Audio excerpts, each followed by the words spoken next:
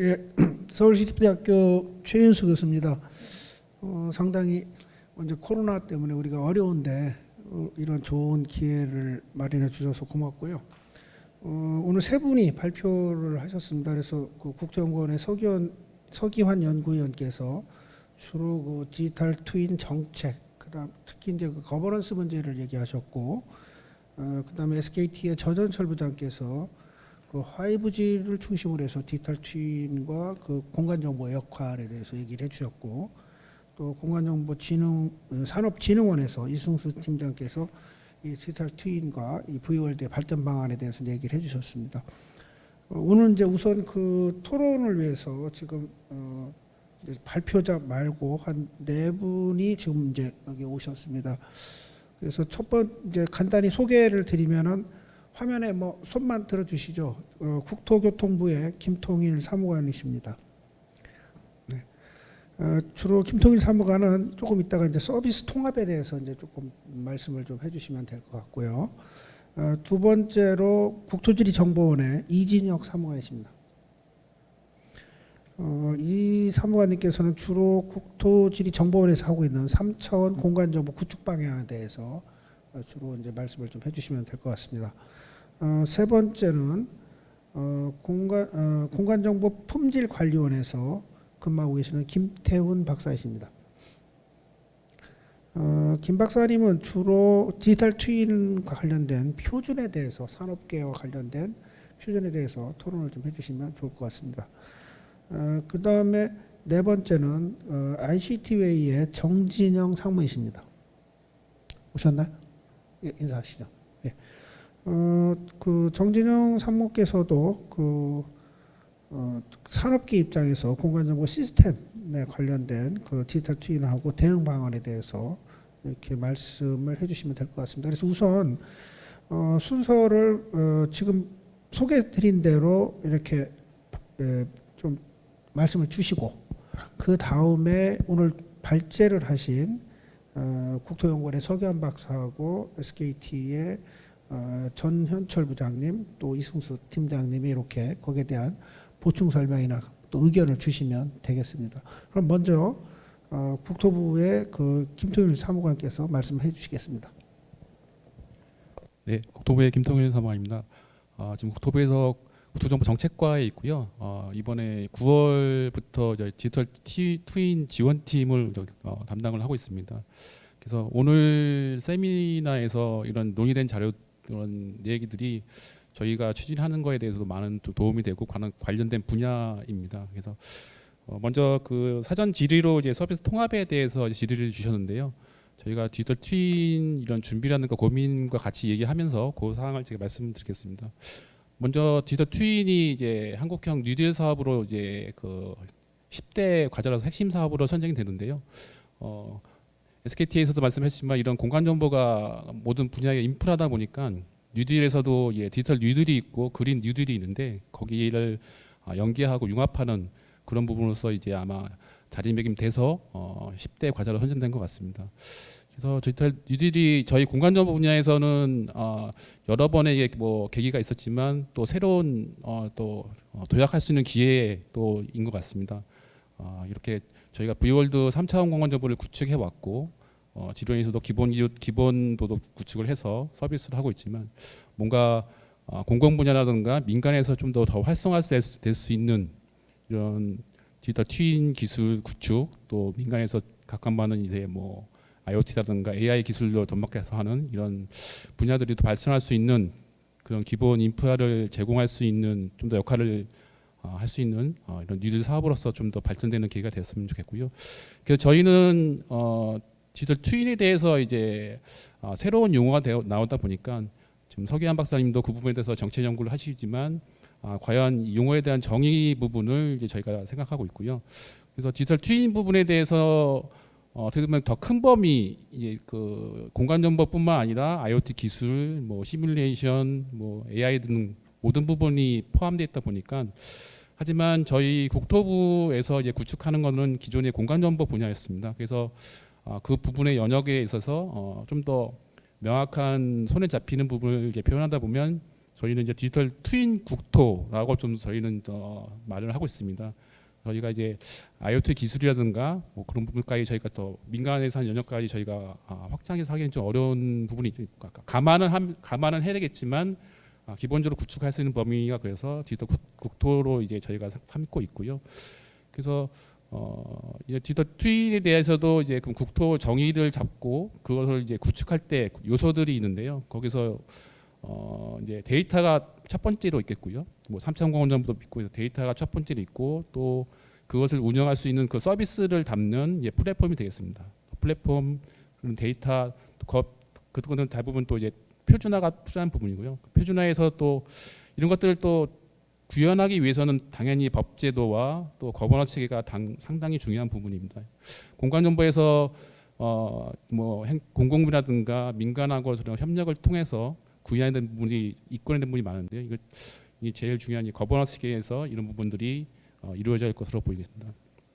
그래서 먼저 이제 데이터 측면에서 잠깐 좀 길지만 말씀드리면 이제 서기한 박사님도 싱가포르 예를 들고 또 영국 예를 들었습니다. 근데 저희가 그러니까 정부 저희가 또 정밀도로 지도도 보면 이제 그 약간 공공주도로 구축을 하는 거는 저희가 한국이 좀 유일하고요. 일본 같은 경우는 이제 자동차 회사들이 펀딩을 해서 공통 데이터에 대한 부분을 구축해서 활용하는 체계인데요. 저희도 이제 저희가 나라가 이제 공공 데이터를 저희 정부 주도로 구축하다 보니까 이런 약간 영국의 그 디지털 트윈 구축 사례처럼 뭔가 그 데이터 정부가 데이터를 구축하는데 그런 요소들을 기술들을 그러니까 사용자 그러니까 뭐 지자체라든가 사용자가 요구하는 물론 영국은 이제 펀딩에 의해서 되고 있지만 펀딩한 기업이나 그런 지자체에서 요구한 수준들을 파악을 하고 그거를 서비스를 고민해서 이제 데이터를 구축하고 있습니다. 저희가 디지털 트윈 데이터를 구축할 때 현재 약간 공공 주도의 데이터 한출문이 아닌 그야말로 아까 SKT에서 말씀하셨지만 뭐 민간에서 5G를 할 때 뭐 도로에 뭐 시설물 중에 뭐 가로수도 필요하고 건축물의 제재까지 필요한 그런 사항들을 이제 저희가 좀 반영을 하는 그런 체계 또 이제 공공에서도 지자체라든가 시설물 관리기관에서 아직 정보화가 좀 많이 이끌어내지 않았지만 앞으로 디지털 트윈에서 어떠한 데이터 공공 데이터 그런 공간 정보 데이터가 필요한지 그런 대한 수요를 많이 반영을 해서 구축을 해야 되겠고요. 그러한 이제 서비스가 이제 그러니까 여기서도 이제 말씀하신 부분이 이제 그런 유사한 서비스 V월드라든가 공간 드림 같은 부분들이 통합돼야 되는가 아니면 또 공공과 민간으로 서비스가 가능한가 하는 붙여봤는데요. 저희가 이제 V월드는 저희가 3차원 공간 정보를 이제 핵심으로 해서 이제 민간 서비스 되도록 하는 역할이 있고요. 또 뭐 부동산이라든가 그런 부분들 국가 공간 정보 통합 체계에서 데이터를 이제 지자체라든가 국가에서 취합한 데이터를 부동산 행정 정보화를 통해서 하는 이제 공간 정보 드림 같은 서비스가 있습니다. 역할들이 기존에는 이제 각각 분야의 역할들을 해 왔었는데 앞으로 이런 디지털 트윈 플랫폼에서 필요한 부분들에 대한 통합은 당연히 있어야 되고요. 이런 서비스가 그러니까 이런 우선은 공공 중심으로 저희가 사업을 구축하다 보니까 공공의 시설물이라든가 지자체 국가기관 행정을 중심으로 일단 구축을 할 수밖에 없고요. 그것들에 대해서 이제 민간에서 국민이라든가 민간 기업에서 활용할 수 있는 그런 데이터 부분을 다 그야말로 이제 그 유통에 필요할 수 있는 서비스에 필요할 수 있는 그런 단계가 있겠지만 그런 거로 이제 서비스 지원하는 걸 감안해서 이제 서비스를 하게 되는데 그때 플랫폼에 대해서는 이제 통합 같은 체계가 당연히 고민이 되겠고요. 그래서 그런 역할들을 잘 할 수 있는 역할로 플랫폼을 각각 그 통합하고 또 지원할 수 있는 부분들은 이제 개별적으로 또 해야 되는데요. 저희도 이제 플랫폼을 구축하면서 V월드 민간 서비스도 있지만 또 그 공공 중심으로 쓰고 있는 이제 지하 시설물 통합 지도라는 거 있습니다. 지하 상하수도라든가 전력 뭐 공동구와 같은 이제 지하 정보를 구축하는 부분이 있는데요. 그건 이제 안전에 의한 체계다 보니까 이제 대외에 공개되는 데이터는 아닙니다. 그래서 그런 행정 정보로 쓰고 있는데요. 그런 부분들이 이제 민간에서도 이제 그런 개방이 필요한 부분들이 있을 겁니다. 그런 분들은 이제 저희가 법적인 부분들 완화할 수 있는 부분들을 찾아서 그분들이 서비스하도록 그것들은 차차 제도화하는 부분으로 개선해서 나가서 서비스할 것을 보고요. 그래서 저희가 일단 뭐 나중에 토론할 시간도 있겠지만 일단 서비스 통합에 대한 질문에서는 디지털 트윈 플랫폼에서 먼저 전체적인 그 요소들을 찾고 통합을 하겠지만 그 상황에 따라서 이제 공공 서비스 중심과 민간 서비스 중심의 역할이 또 있기 때문에 그거를 역할을 지키면서 또 디지털 트윈 체계에 맞게끔 준비하는 걸로 일단 좀 준비를 하겠습니다.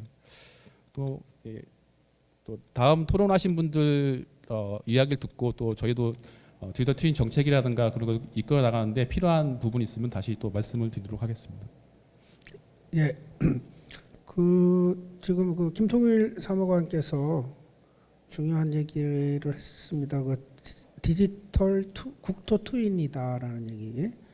그다음에 주로 이제 국토부에서 데이터나 서비스를 위한 플랫폼이나 표준화나 제도 전반적인 부분에 대한 검토를 하고 있다 이렇게 말씀하셨고요.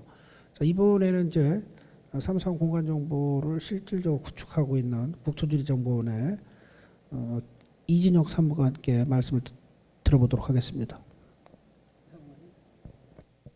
네, 안녕하십니까. 저 국토지리정보원에 근무하고 있는 이진혁입니다. 저는 그 3차원 공간 정보를 실제로 구축하는 업무를 담당을 하고 있고요.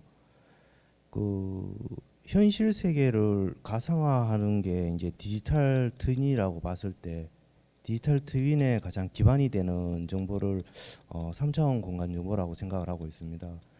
이 3차원 공간 정보 같은 경우에는 하나의 컨텐츠로 인식을 할 수도 있지만 실제로 구축이나 제작하는 측면에서 보면 한 3개에서 4개 정도의 컨텐츠가 결합된 형태의 컨텐츠입니다.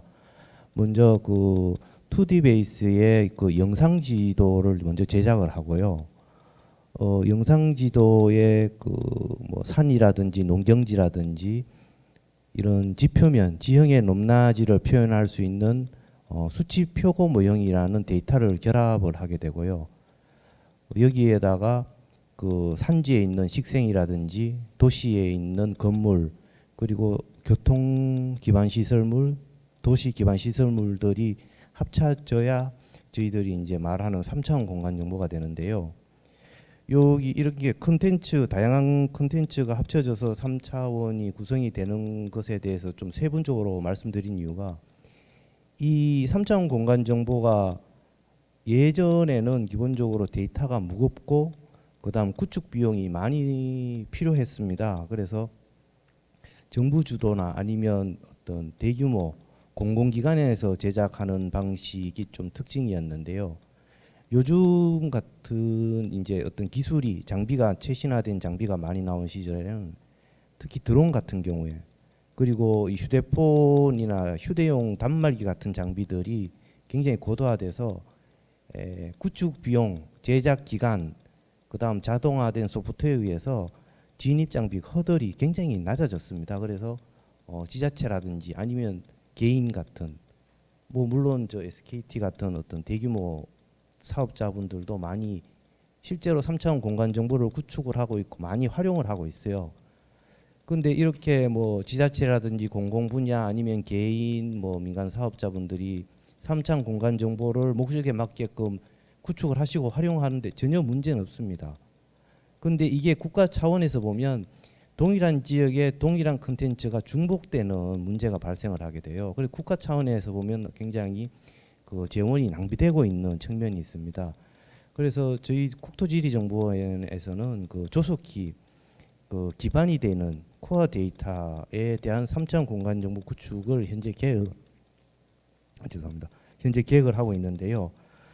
그 좀 세분해서 말씀드렸던 영상지도, 그다음 수치 표고 모형, 그다음 3D 입체 모형 이렇게 3개의 콘텐츠가 그 한국판 뉴딜에 그 디지털 뉴딜의 4번째 꼭지로 이번에 7월 14일 날 선정이 됐습니다. 그래서 그 예산 당국에서는 그 영상 지도하고 수치 표고 모형에 대해서는 21년도 예산에 좀 많은 재원을 힘을 실어 주셨어요. 그래서 내년 21년도 연말쯤이 되면 12cm 해상, 조금 기술적인 부분입니다만 12cm 해상도의 영상 지도가 우리나라 국민이 거주하는 지역은 전부 다 커버가 된다고 보고 있고요. 산악지 같은 경우에는 한 25cm 정도의 영상 지도가 만들어지고요. 그리고 지형의 높낮이를 표현하는 수치 모형 같은 경우에는 고해상도 1m 정도 고해상도가 내년 연말에 이제 통합본이 나옵니다. 그리고 산악지 같은 경우에는 한 2m에서 5m 정도의 해상도를 가진 이제 수치 표고 모형이 나오거든요. 그래서 내년에는 그 도시 기반 시설물, 건물 이런 거 빼고는 굉장히 고해상도 고정밀도의 3차원 공간 정보가 이제 만들어지고요. 건물이나 식생 같은 경우에는 조금 저레벨, 저희들은 뭐 세밀도 LOD로 표현하는데 LOD1 정도의 데이터가 내년 한 상반기쯤에는 만들어질 걸로 예상이 되고 있습니다. 그래서 21년 연말 정도 되면은 3차원 공간 정보에 이제 기반이 된 데이터는 다 만들어진다고 보고요. 이런 3차원 공간 정보가 민간에서도 굉장히 많이 활용되고 있지만 공공파트 특히 중앙부처 단에서는 어떤 행정 업무에서 많이 쓰이고 있어요. 지금 저희들 3차원 공간 정보 구축하는데 이제 협조해 주시는 뭐 타부처가 잠깐 설명을 드리자면 뭐 환경부, 산림청, 과기부, 국방부 뭐 이렇게 많이 있는데 이런 수요들 니즈를 모아서 저희들이 3차원 구축을 조속히 완료하기 위해서 그 예산 당국과 협의를 하고 있는데요. 특히 입체 모형 같은 경우에는 저희가 현재 그 중장기 로드맵을 만들고 있습니다. 그 로드맵이 내년 한 2, 3월 정도에 끝나면은 그 입체 모형에 대한 실제 최종 단계의 전국 통판이 언제쯤 완료될 수 있을지 결정이 될 것 같은데 현재 추정으로는 한 25년 정도 되면 초기 구축과 1회 정도의 갱신이 완료되지 않겠나 싶습니다. 예, 그 3점 공간 정보의 구축에 관한 이제 국토부의 입장은 그 정도로 정리할 수 있을 것 같고요. 그다음 구축이 여기 사전 질의 들어왔는 것 중에 하나가 구축이 시작되면 어디서부터 시작하는지 궁금하신 질의가 왔는데 국토부에서는 어떤 특정 지역에 대해서 먼저 우선순위를 주는 게 아니라 저희들은 대상 지역이 전국토이기 때문에 전국토에 대해서 연 단위로 구축을 하고 실시간 갱신을 목표로 하고 있습니다. 그래서 그 체계는 한 23년부터 24년 정도에 이제 완료되지 않겠나, 예, 그 정도 추측은 하고 있습니다. 예, 구축에 대해서는 그 정도로 설명드리고요. 다음 토론 하시는 분께 넘겨드리도록 하겠습니다. 지금 저 국토지리정보원 이진혁 사무관께서는 그로 이제 국토부에서 이제 사업의 우선순위에 대해서 주로 말씀을 하셨습니다. 주로 이제 그 3차원 공간 정보의 핵심 데이터라고 하는 영상 지도하고 TEM 또 입체 모형에 대한 사업 그 방향에 대해서 이제 말씀해 주셨고요. 다음에는 그 공간정보 품질관리원회 김태훈 박사께 말씀을 들어보도록 하겠습니다. 네, 안녕하십니까. 저는 공간정보품질관리원의 김태훈이라고 합니다. 저한테 질문을 주신 것은 디지털 트윈 등 신사업 쪽에서 표준이 마련되고 있지 않습니다. 이에 대한 계획은 있는지에 대해서 질문을 하셨는데요. 네 가지 방향으로 좀 설명을 드리도록 하겠습니다. 첫 번째는 이제 공간정보품질관리원이다 보니까 품질 검증에 대해서 저희가 진행을 하고 있습니다. 근데 이 디지털 트윈이 되면서 새로운 비즈니스가 우리 관리원에서는 좀 만들어지고 있습니다. 이게 어떤 거냐면 이제 가상과 현실에 누군가는 가상과 현실을 정합성을 체크를 해야 되는 이런 업무가 있는데요. 이 업무가 이제 국가의 업무가 많았었는데 민간의 업무에서도 저희들한테 이제 질의가 많이 들어오고 이런 것들을 해줄 수 있느냐라는 얘기들을 많이 해주고 있어요. 그래서 이제 그런 새로운 비즈니스가 만들어지고 있다라는 말씀을 드리고 싶고 두 번째는 이제 표준에 대한 어려움을 좀 말씀드리고 싶은데 표준이 왜 어렵냐라는 말씀을 드리고 있냐면 표준은 돈이 안 된다라는 얘기를 좀 드리고 싶어요. 그리고 표준은 또 실제 활용이 많이 어렵다라는 이 두 가지 이유가 있고, 사실 표준을 또 이렇게 전문적으로 하시는 분들도 많이 없습니다. 그러다 보니까 이런 어려움이 있고요. 이 디지털 트윈 등 신기술 이 부분에 대한 표준은 어떻게 진행되고 있는지를 말씀하셨는데요. 먼저 공간 정보에 대한 표준을 좀 말씀드리면, 공간 정보에 대한 표준은 대부분 다 만들어져 있습니다. 이 디지털 트윈 그리고 스마트 시티, 공간 정보 기반의 스마트 시티, 이런 표준들은 지금 진행이 되고 있는데요. 이 표준이 만들어지는 방법에 대해서 짧게 설명을 드리면, 제일 먼저 기술 전망 분석을 합니다. 그리고 표준 요구 조건을 도출을 하고 활용, 표준, 개발 가이드를 만들고 그 다음에 표준을 개발하는 이런 절차를 밟습니다. 그래서 지금 국가에서는 이 표준을 개발하기 위해서 제도, 기술, 산업 파트로 나누어져 있고요. 여기에는 국토교통부, 국토지리정보원, LX 한국국토정보공사, 공간정보산업진흥원, 공간정보품질관리원, 국토연구원, 국토교통과학기술진흥원, 그리고 여기 활동하고 있는 다양한 기업들이 모여서 지금 이 표준을 만들기 위해서 열심히 노력하고 있는 상황입니다. 네, 이상입니다.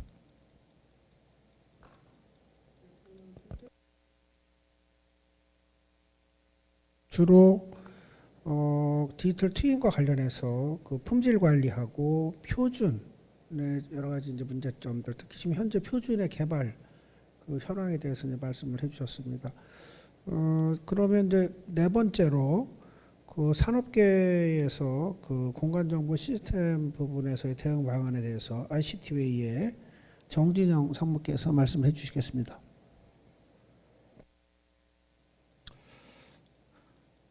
안녕하십니까. 방금 소개받은 ICT웨이의 정진영 상무입니다. 네, 저는 제 소개를 좀 간단하게 말씀드리면 2012년부터 3년 동안 V월드 사업을 진행을 했었고요.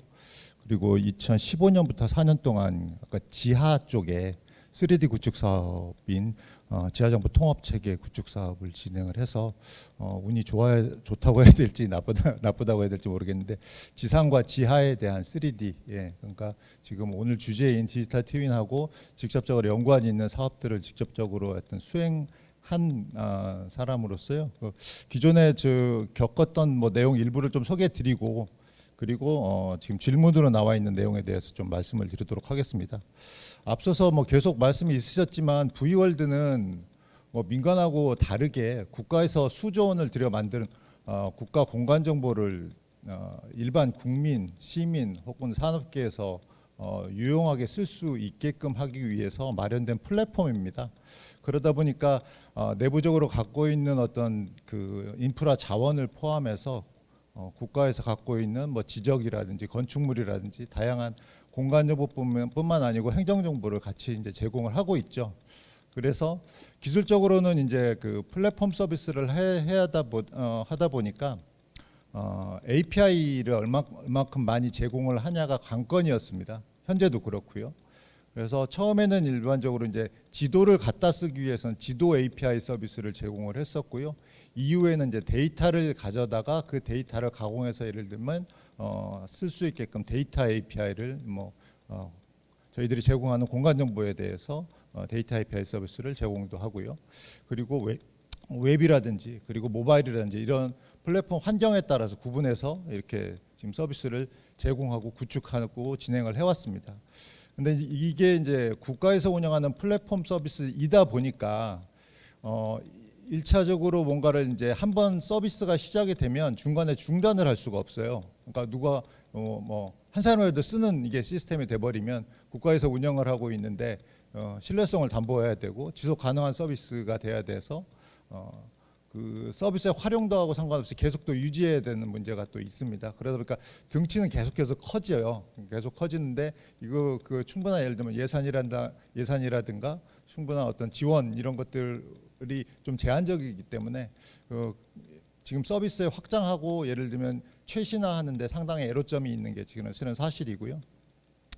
지금 시스템 차원에서 좀 말씀을 드리면 저희들은 이제 범용적으로 사용할 수 있는 플랫폼이어야 됩니다. 그래서 플랫폼이기 때문에 저희들 표준, 국제 표준이 됐든 국내 표준이 됐든 공간정보 표준을 반드시 준용해서 하는 것을 기본으로 했고요. 그래서 처음 시작할 때 2D 정보 같은 경우에는 웹 피처 서비스라든지 WMS라든지 이런 그 2D 서비스를 1차적으로 제공을 했었고요. 그런데 3D 같은 경우에는 그때 이제 자체적으로 예를 들면 국제 표준이 당시만 해도 없었기 때문에, 그러니까 저희들이 가지고 있는 그 상용 서비스 포맷 자체를 오픈해 가지고 운영하는 그런 어떤 형태로 서비스를 오픈을 했었습니다. 그런데 이제 3차원 산업도 이제 발전이 되고 그와 관련된 표준이 정립되면서 최근에 이제 그러다 보니까 예전에 예를 들면 액티브엑스 즉 플러그인 형태의 어떤 3D 서비스를 제공하기 위해서 프로그램을 별도로 설치를 해야 됐다면 이제는 이제 그 웹GL이라는 3차원 그래픽 라이브러리죠. 그러니까 범용적으로 사용할 수 있는 이 웹GL을 이용해서 지금 개발을 진행을 하고 있고요. 그래서 요 내용들이 지금 진행이 된 이후에는 그러면 별도의 프로그램 설치 없이 3차원 데이터를 활용할 수 있게끔 그런 환경이 또 마련이 됩니다. 그리고 서비스 자체도 기존에 이제 개체 단위로 이제 서비스 되던 것들이 이제 3D 타일즈라는 그 또 서비스 포맷이 이제 그 표준으로 준용이 돼 있기 때문에 이것도 이제 저희들이 준용해서 지금 개발을 진행을 하고 있습니다. 그래서 이러한 내용들이 올해 이제 개발이 완료되면 이런 것들이 반영이 돼서 좀 더 이제 표준에 맞춰진 3차원 지도 서비스가 제공이 될 거고요. 향후에 그러면 어느 쪽으로 이제 발전이 돼가냐를 말씀을 드리면 디지털 트윈이 뭐 싱가포르에서 디지털 트윈이 처음 나왔다고 하지만 저는 처음에 싱가포르에서 뭐 대단한 뭐가 나온 줄 알았는데 이미 뭐 저희들도 갖고 있는 그런 거더라고요. 그래서 일단은 그 현실 세계를 가상화한다는 뭐 모토 아래 만들어진 건데 이제 앞으로는 이런 어떤 건물이라든지 어떤 개체 뭐 교량이라든지 이런 거에서 이제 더 들어가서 앞서서 발표하신 분들도 계속 말씀이 주셨었지만 실내 공간 정보라든지 이제 개체라든지 이렇게 이제 그 목적에 따라서 세분에 대한 정보가 이제 필요하게 됩니다. 근데 그러기 위해서는 아직 그 단계까지 그 범용적으로 적용하기엔 아직 그 표준이 그렇게 정해지가 않아서 요거는 좀 더 좀 시일이 좀 소요가 될 것 같고요. 뭐 대표적으로는 건물에서 뭐 BIM 데이터 이런 것들 적용해서 이제 3차원 데이터에 적용하는데 이게 뭐를 써라 예를 들면 국제적으로 이거다라고 뭐 정해진 게 없어서 일반적으로 사용자는 뭐 4가지 포맷이 있긴 하지만 뭐 이러한 내용들이 좀 정리가 되어야 범용적으로 사용하는 저희들 그 오픈 플랫폼에서 좀 준용을 해서 쓸 수 있지 않을까 그렇게 싶고요. 그리고 서비스 데이터 이외에 이게 향후에는 이게 디지털 트윈 같은 경우에는 그냥 지도 서비스를 API 형태로 예를 들면 가져다가 뭐 이렇게 쓰는 그런 어떤 그 상대적으로 좀 간단한 것보다는 세분화하고 요구가 세부적으로 반영되기 위해서는 이 데이터 자체가 많이 필요할 겁니다. 그거를 운영하거나 그거를 개발하려는 기관이나 조직에서요. 그래서 이러한 데이터들이 어떻게 조금 경량화도 물론 고려해야 되겠지만 그 데이터를 가져가서 바로 쓸 수 있게끔 하는 다양한 이제 GMR 그 표준들이 지금 마련돼서 운영되고 있거든요. 그래서 이러한 데이터들이 반영돼 가지고 유통돼서 활용을 할 수 있게끔 하는 그런 내용들도 이제 반영해서 개발이 될 예정입니다. 네. 그리고 뭐 추가로 뭐 한두 가지만 더 말씀드리면 당연히 이제 디지털 트윈은 그 특정 뭐 목적에 의해서 만들어집니다. 그게 그래서 아주 세부적인 예를 들면 시설물 관리에도 쓸 수가 있는가 하면 커다란 뭐 건물 관리에도 쓸 수 있는 내용이 되겠죠. 그런데 이제 실제 이제 안전이라든지 뭐 교육이라든지 생활이라든지 이런 데 이제 범용적으로 쓰기 위해서는 실제 이제 뭐 어떤 이동 객체에 대한 그 서비스를 이제 강화를 한다든가 개체를 예를 들면 커다란 육사 빌딩 하나가 아니고 각 층마다 혹은 각 그 개별 호실마다 예를 들면 그런 것들을 운영할 수 있는 체계로의 세분화된 어떤 서비스가 이제 필요해질 겁니다. 이제 향후에는요. 그래서 이제 그런 것들을 뒷받침할 수 있는 그런 형태로 이제 좀 기능들이 세분화하고 발전될 것으로 예상을 하고 있습니다. 그래서 지금 앞서서 뭐 요 질문 내용은 디지털 트윈 대비해서 뭐 시스템에서 어떤 기능 개발하고 뭐 하는 게 필요하겠냐라고 했는데, 이게 이제 저희들이 플랫폼이니까 특별히 이제 이거를 가져다가 쓰시는 분들이 내가 뭘 디지털 트윈에서 내가 뭘 어떻게 특별히 개발해야 되지가 아니고, 저희가 이제 플랫폼 차원에서 어떤 다양한 API, 그런 디지털 트윈에서 이용할 수 있는 다양한 API를 제공하는 게 숙제일 것 같습니다. 그래서 그런 이제 앞으로는 좀 더 그런 요구가 더 다양해지고 더 많아질 거라고 예상이 되기 때문에 그런 내용들을 반영을 해서 서비스가 운영될 수 있도록 그렇게 준비토록 하겠습니다. 네, 이상입니다. 우리 저 ICT웨이의 그 정진영 상무가 이제 그 주로 이 범용성이나 특히 그것을 활용하기 위한 표준, 또 다양한 그 사용 목적에 따른 데이터 구축 뭐 이런 데 말씀을 해주셨어요.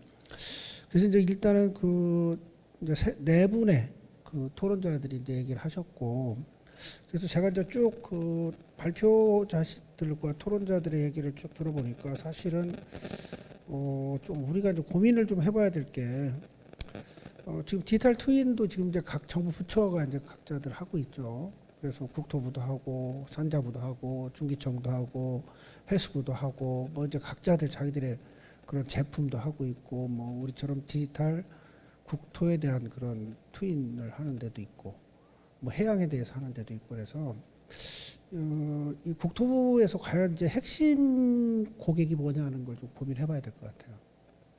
그래서 제가 생각할 때 과연 국토부에 최근에 이제 보면 국토부가 굉장히 이제 그 스펙트럼이 넓어서, 뭐 최근에는 모든 게 이제 주택 문제가 이제 굉장히 이슈가 되어 있지만, 사실은 아마 국토부의 새로운 산업으로 보면 스마트 건설이나 스마트 시티나 또는 뭐 교통, 신교통이나 어떤 그런 타겟을 좀 잘 잡아서, 그러니까 이제 국토부가 과연 대국민 서비스를 할 거냐, 아니면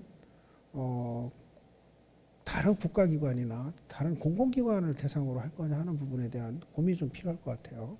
어떻게 보면 민간에 대한 서비스는 뭐 지금 우리 잘 아는 것처럼 구글이나 네이버나 뭐 또는 통신사가 더 잘할 수 있지 않을까. 다시 말하면 국가는 그 대국민 서비스를 하는 기반을 만들어주는 게 더 역할이 맞지 않을까 생각을 해요. 그래서 이제 그런 부분들까지 고려해서 우선 아까 그 정책에 대해서 얘기한 그 소기환 박사가 지금까지 논의됐던 얘기에 대해서 본인의 의견이나 뭐 코멘트가 있으면 부탁드리겠습니다. 네, 국토연구원 서기환입니다. 저 먼저 이 세미나 사전 질의 들어온 내용부터 말씀드리면, 디지털 트윈을 이끌어가는 타 산업에서 공간 정보 인식이 매우 낮다고 합니다. 그래서 이제 국가 정책적으로 공간 정보에 대한 인식을 강화할 수 있는 어떤 방안이 있는지에 대해서 이제 질의가 들어왔는데요. 정말 어려운 문제인 것 같습니다. 이 부분은 이게 공간 정보의 태생적인 한계인 것 같기도 하고요. 이게 이 공간 정보 자체가 인프라, 그것도 그러니까 하드 인프라, 교량이나 뭐 고속도로, 항만 같은 눈에 드러나는 인프라가 아니라 소프트 인프라 성격이라서 사람들, 일반 시민들에게는 국가가 이런 걸 하고 있는지조차 사실 알려져 있지 않죠.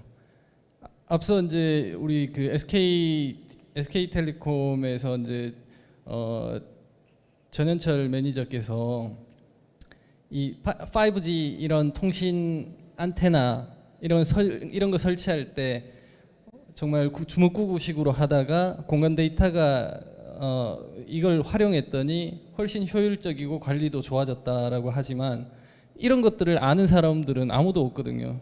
심지어 뭐 공간정보 업계에서 일을 하시는 분들도 이런 이야기를 들어야 그렇구나라고 알지, 그런 기업들이 그런 정보를 활용하고 있다는 사실이 사실 굉장히 생소합니다. 여기 V월드에서 아까 이제 이 팀장님이 뭐 활용 사례라든지 기업들이 얼마나 가져가서 쓴다라고 했는데, 그런 것들을 아는 사람들이 없어요, 대부분은. 그러니까 그만큼 이게 그 아주 기저에 깔려 있는 인프라 성격이 강하다 보니까 이걸 드러내는 게 정말 쉽지가 않습니다. 뭐 굳이 좀 이제 드러내려고 한다라면 어떻게 보면 지금 디지털 트윈이라는 게 이게 하나의 기회가 될 수 있지 않을까 합니다. 지금 키워드로 우리가 이제 디지털 트윈 국토라고 했거든요. 디지털 트윈 국토 혹은 디지털 트윈 도시. 지금 뭐 스마트 시티라는 부분도 이미 이제 사람들한테 많이 알려져 있고, 스마트 시티를 하는 분들도 처음에는 디지털 트윈에 대해서 별로 관심 없었어요. 근데 하다 보니까 스마트 시티가 정말 스마트해지려고 하면 디지털 트윈이 필요하겠다라고 해서 지금 이제 뭐 국토부의 이제 도시 정책과에서 스마트 시티를 담당하는데, 그쪽에서도 이제 디지털 트윈을 앞으로 이제 활용하겠다 하고 있습니다. 근데 뭐 거기서도 마찬가지지만 제가 발표할 때도 그랬지만 스마트 시티에서도 디지털 트윈은 공간 정보는 그거의 인프라라서 겉으로 드러나지 않아요. 그렇다면 과연 어떻게 해야 될까? 한 가지 방법은 이게 이제 공공행정으로서 서비스 되는 경우는 대부분 인프라로 들어가기 때문에 드러나지 않고요. 저는 이게 이제 아까 제가 그 게임 산업을 이야기하면서 뭐 VR이나 AR 같은 거를 이용하는 게임에 디지털 트윈 도시가 국토가 담겨져서 큰 히트를 친다면, 우리가 그 포켓몬고를 사람들이 열광할 때 그게 구글 지도 때문이다라는 걸 알았어요. 왜냐하면 한국에는 구글 지도가 초기에 서비스 안 된다고 해가지고 포켓몬고가 강릉 어느 지역만 되고 막 그런 적이 있거든요. 그러니까 우리가 이제 그런 어떤 뭔가 베스트 프랙티스, 그게 공공 쪽이 아닌 민간 쪽에서 그런 것들이 뭔가 발굴돼서 이제 일반 시민들이 좀 공감할 수 있는 그런 어떤 사례가 나온다면 좀 알려지지 않을까.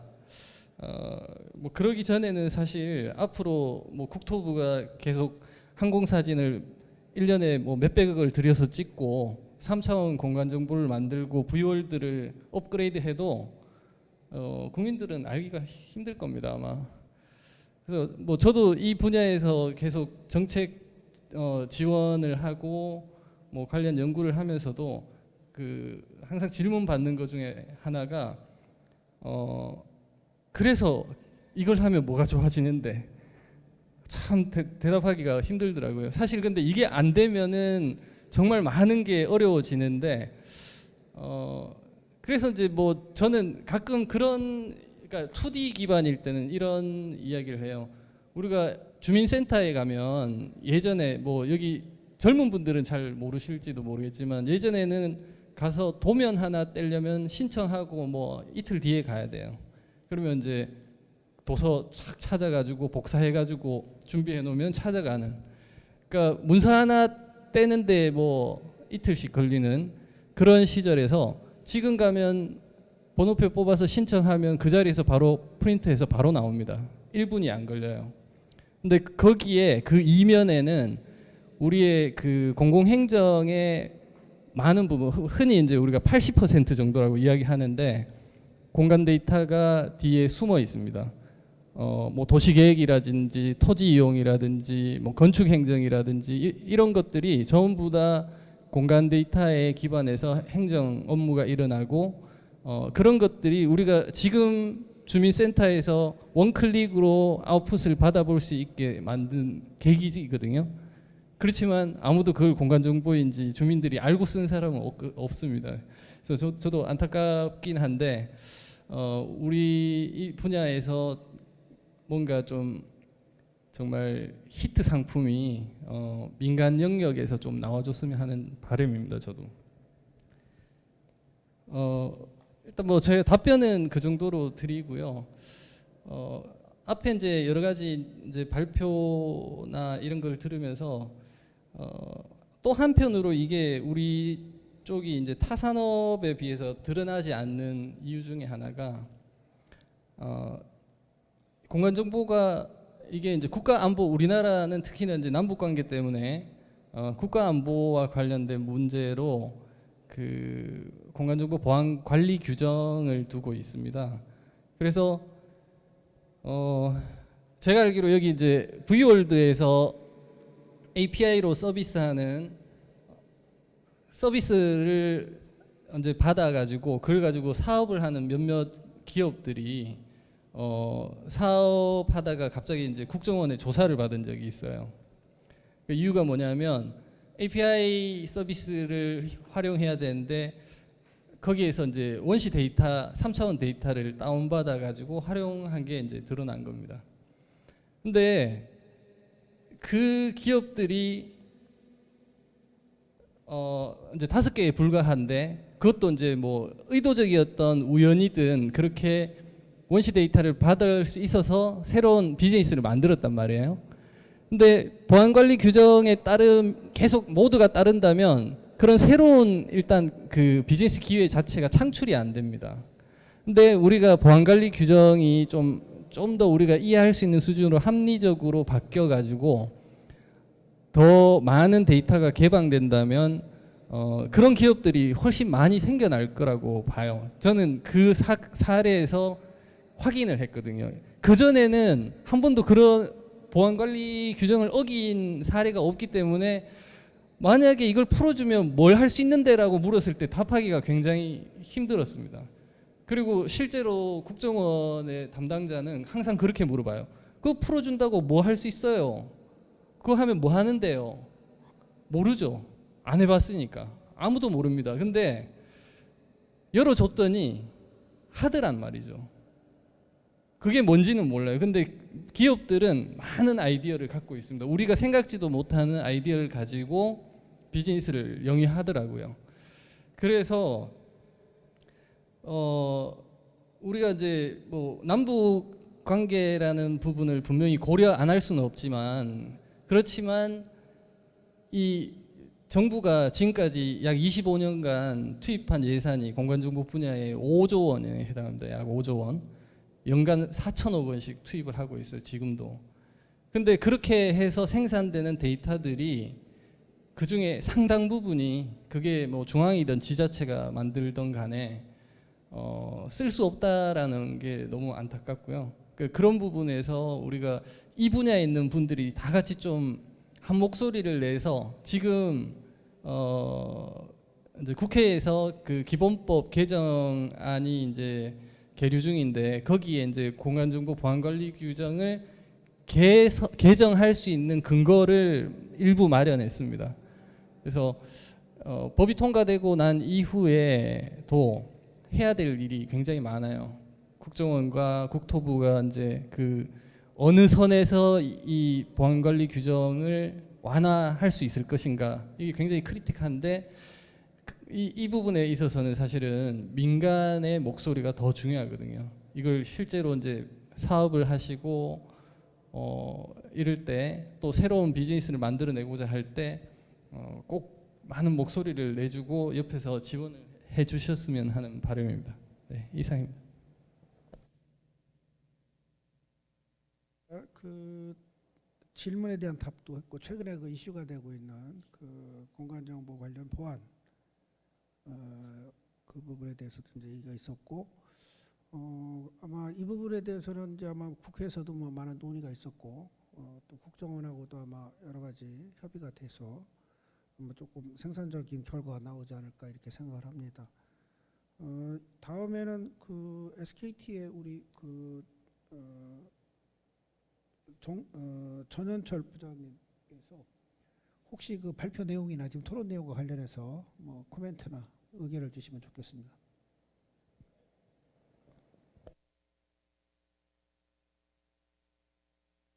네, 일단 사전 질의 내용에 대해서 좀 말씀을 드릴게요. 향후 SKT에서 디지털 트윈 분야로 사업을 확장할 계획이 있는지, 있다면 어떤 분야이고 공간 정보를 어떻게 활용할 계획이신지 궁금하다라고 주셨는데요. SKT에 이런 질문을 하실 정도면 꽤 뭔가 이쪽 분야에 대해서 좀 잘하시는 분인 것 같은 느낌이 드는데, 아니면 진흥원에서 없는데 만들어내신 질문일 수도 있을 것 같고요. 네, 일단 텔레콤은 뭐 디지털 트윈과 관련된 스마트 시티하고요. 그다음에 스마트 팩토리는 이제 집중적으로 이제 추진을 하고 있고요. 그리고 이제 드론이나 로봇을 가지고 뭔가 그 지자체하고 그다음에 실증 사업을 하고 있는 거에 대해서 계속 밀묘돼서 작업을 이제 하고 있습니다. 그래서 예를 들면 그 드론 기반으로 해서 어떤 야구장 주변을 감시하고, 그다음에 야구장 그 천정에 있는 그 옥상에 있는 구조물 같은 거를 파악하는 그런 미션을 수행할 수 있는 그 디지털 트윈 사업을 현재 창원 NC파크에서 마산 디지털 트윈 사업이 이제 진행을 하고 있는데요. 그게 조만간 올 12월 정도 되면 이제 상용화가 돼서 직접 이제 그 드론이 돌아다니면서 혹은 로봇이 어떤 역할을 수행을 하면서 디지털 트윈 사업에 대한 초기 비즈니스 모델을 이제 만들어낼 것 같고요. 그래서 이제 그거를 지금 그 사업을 진행 중에 있습니다. 그리고 아시겠지만 이제 이통통신사가 그러니까 6해까지, 그러니까 육지하고 해상까지는 이제 어느 정도 뭔가 사업 비즈니스 모델을 이제 만들어 놨고 그걸 계속 확장하고 있는 편이긴 한데, 이제 상공에 대한 그 비즈니스 모델은 이제 막 그 움트기 시작을 하고 있습니다. 그래서 뭐 현대자동차가 UAM을 한다고 했을 경우에 그거를 대비한 그 통신망 구축이라든지, 그다음에 통신 서비스를 어떻게 잘 제공할 수 있을지에 대한 최적화 이슈라든지 이런 거에 대해서 조금씩 관련된 그 과제를 이제 뭐 국책 과제를 통해서 진행을 하고 있기 때문에 그런 기술들을 현재 축적을 하고 있다라고 보시면 되겠습니다. 그래서 6해0 모든 그 디지털 트윈과 관련된 혹은 공간 정보과 관련된 기술들을 지금 진행하고 있다라고 보시면 될 것 같습니다. 네, 이상입니다. 지금 말씀하신 대로 6회 0 마지막에까지 이제 지금 여러 가지 사업을 검토를 하고 있다고 이제 하시고, 제가 듣기로는 아마 SKT가 T맵 관련해서 아마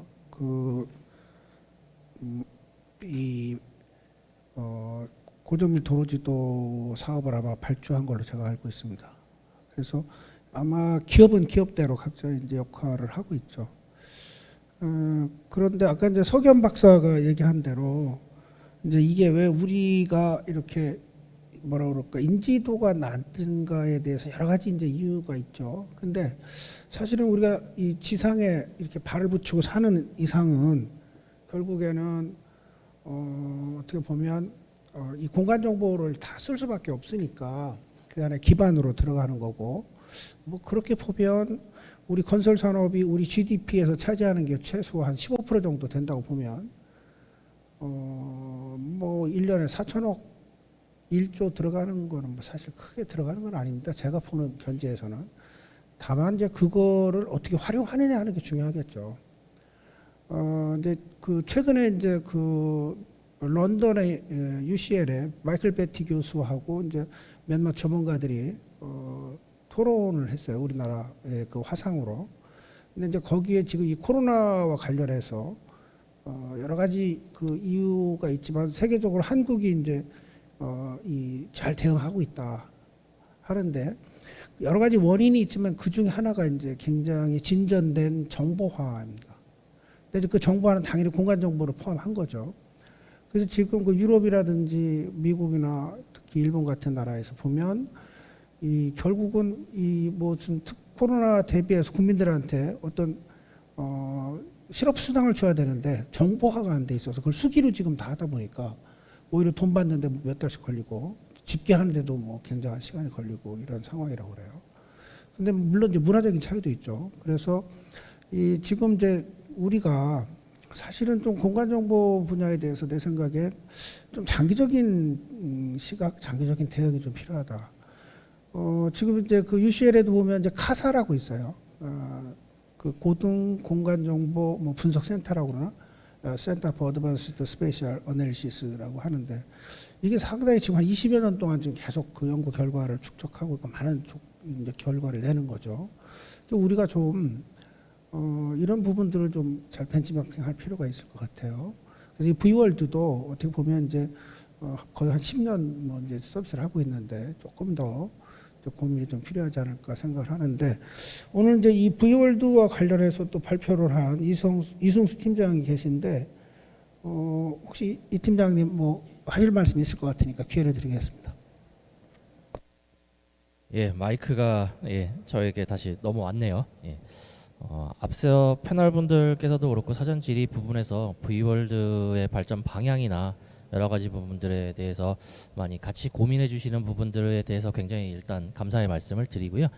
항상 어려운 점은 한정된 예산 안에서 뭔가 새로운 것들을 만들어내야 된다라는 기조, 그 다음에 제한된 규제 상황 안에서 어떻게 산업에 확산시킬 거냐라는 두 가지 이제 불가분의 관계에 쌓여 있는 거를 저희가 운영을 하다 보니까 많은 고심을 하게 됩니다. 좀 전에 국토연구원의 서기환 박사님께서도 보안 관련돼서 규정을 이 사람들은 어기는지 안 어기는지는 모르지만 일단 갖다 써보니 뭔가 나오더라. 그 말이 현실이긴 합니다. 다만 저희 진흥원에서도 현재 제3차 국가공간정보산업진흥기본계획을 수립을 하면서 이 안에서 보안 데이터나 이런 부분들을 민간에다 좀 더 어떻게 제공해 줄 수 있을까라는 부분을 고심하다가 결국은 이제 지금 국가 차원에서 보면 이제 규제 샌드박스라든지 이런 제도들을 많이 시행을 하고 있어요. 결국은 이제 공간 정보 부분도 규제 샌드박스 안에서 이용할 수 있다라고 하게 되면 민간에서도 좀 더 수월하게 보안 데이터나 이런 부분들을 사용할 수 있지 않게 될까라는 부분들에 대한 좀 기대감을 가지고 있고요. 저희가 진흥원이 부족하나마 계속 V월드를 운영을 하고 있지만 향후에도 좀 공간 정보가 더 알려질 수 있도록 신경을 쓰고 V월드가 좀 더 밀접하게 이용될 수 있도록 최선을 다하도록 하겠습니다. 예, 이상입니다. 이제 그 발표자들하고 또 토론자들 이제 여러 가지 그 의견을 이제 들어봤습니다. 혹시 저 토론자나 발표자 중에서 꼭 하실 말씀이 있으시면 한번 기회를 드리도록 하겠습니다. 예, 우리 저 김통일 사무관이 하실 말씀이 있다 그럽니다. 예. 그러니까 지금 V월드 이제 발전 방안에 대해서 이제 저희가 디지털 트윈을 주제로 해서 듣고 있는데요. 그러니까 저희 아까도 이제 보안 개선 얘기도 나왔지만 그야말로 이제 그 이광재 의원님 대표 발의로 해서 이제 그 보안 규정 완화하는 발의가 돼 있고요. 그다음에 이런 그런 산업계 의견을 들어서 그런 걸 수용할 수 있는 체계 또 그걸 전담 기관을 운영하는 걸 잡고 있습니다. 그래서 그런 것들이 계속적으로 이제 발전이 되면 그야말로 공공 서비스와 이런 민간 서비스에 대한 그런 격차가 물론 데이터의 그런 보안이라든가 이렇게 있겠지만 그 차이가 많이 줄어들 거라 보고 있고요. 거기서 한 축인 이제 V월드가 디지털 트윈의 민간 서비스 플랫폼으로서 역할을 할 거라고 당연히 생각을 하고 있고 거기서 이제 그런 데이터들 현재 V월드에서 말씀하시는 이제 부족한 데이터의 최신성이라든가 그런 것들은 현재 누질 사업으로 국토지정본에서 하는 정사 영상이라든가 DEM이라든가 3D 모델링 그런 부분들이 계속 확충돼서 또 갱신 주기도 최신성도 높게 해서 들어올 것으로 보고요. 이런 민간 측면 서비스 하는데 진흥원 역할 이제 SKT 말씀하셨지만 이제 민간 영역에서 더 그 서비스 효과를 느낄 수 있는 부분들을 더 찾아주는 역할도 계속 해야 되고 또 행정 쪽도 좀 이제 저희가 공간 정보를 계속 하고 있지만 저희는 막 이렇게 디지털 트윈이라고 앞서 나가려고 하지만 행정이라든 거는 결국 이제 행정 정보를 데이터화한 것들이 이제 되고 있고 그거를 이제 공간 정보를 어떻게 적용할지 이런 단계다 보니까 저희는 디지털 트윈 공간 정보를 막 구축해서 활용하려고 하지만 아직 이게 그 발이 아직 단계가 맞지 않는 정도인 것 같습니다. 그래서 그런 것들을 저희가 거버넌스라든가 표준이라든가 그런 걸 계속 리딩하면서 따라올 수 있게 그거를 이제 할 수 있는 그런 체계인 것 같아서요. 행정 서비스에서 이런 것들 공간 정보가 뭔가 접목이 돼서 뭔가 개선이 되려 그러면 이런 걸 좀 기다려주고 그런 역할을 이제 저희 국토부라든가 지자체에 협력을 해서 이권에 대한 사항이라고 보고 있고요. 그래서 두 축, 그러니까 V월드에서 이제 민간 서비스하는 디지털 트윈 기반에서 하고 저희 정부에서는 뭐 이런 스마트 시티라든가 스마트 건설, 그런 부분 측면에서 저희가 이런 하는 역할들을 계속 뭐 너무 한국 사람처럼 너무 조급해하지 말고 기술 표준을 하고 뭐 하면서 이런 자리도 계속 마련하면서 하면 언젠가 구현될 날이 올 거라고 또 생각됩니다. 네, 이상입니다. 혹시 또 2만 원 꼭 하고 싶으신 분이 있으면 기회를 드리도록 하겠습니다. 예, 우리 저기 정상무님.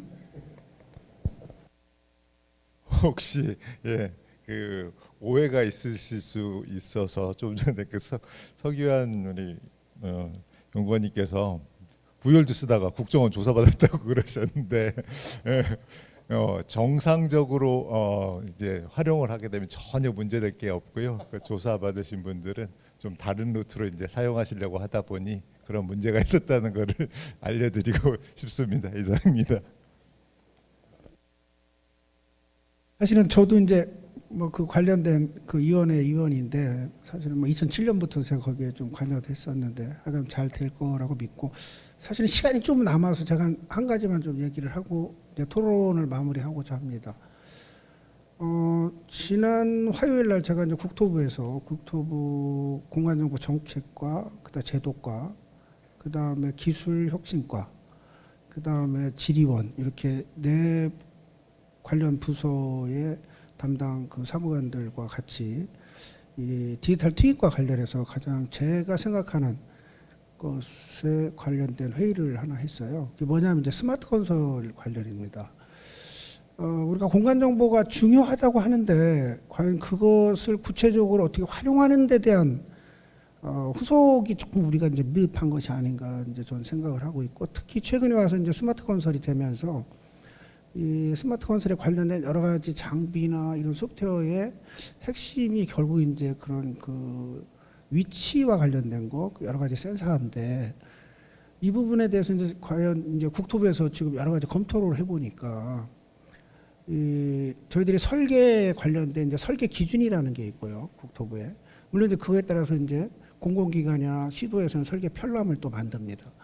그 다음에 또 공사를 하는데 기준이 되는 표준 시방서라는 게 국토부에 있고 또 공공기관이나 지자체에서는 이제 전문 시방서가 있고 또 이제 공사 시방서가 있고 뭐 특별 시방서가 있습니다. 근데 이 공사의 기준인 시방서나 설계 기준에 사실은 측량이나 아니라 공간 정보에 관련된 데이터를 어떻게 만들고 활용하고 하는 부분에 대한 기준이 거의 없어요. 그래서 이번에 그 스마트 건설을 이제 정부에서도 새로운 신산업으로 저희들이 도입을 하려다 보니까 가장 인프라가 되는 이 공간 정보 부분이 너무 미비해서 이 부분에 대한 것을 이제 새롭게 만들기 위해서 이번에 이제 그 관련된 4개 과에서 모여서 이제 이걸 어떻게 할 것인가 이제 회의를 했었습니다. 그래서 제가 하고 싶은 얘기는 뭐냐 하면 공간 정보에 이제 관련된 많은 사람들이 공간 정보가 중요하다고 하는 것도 중요하지만 그것을 활용할 수 있는 기반을 우리가 어떻게 만들어 주느냐 하는 것이 더 중요하다.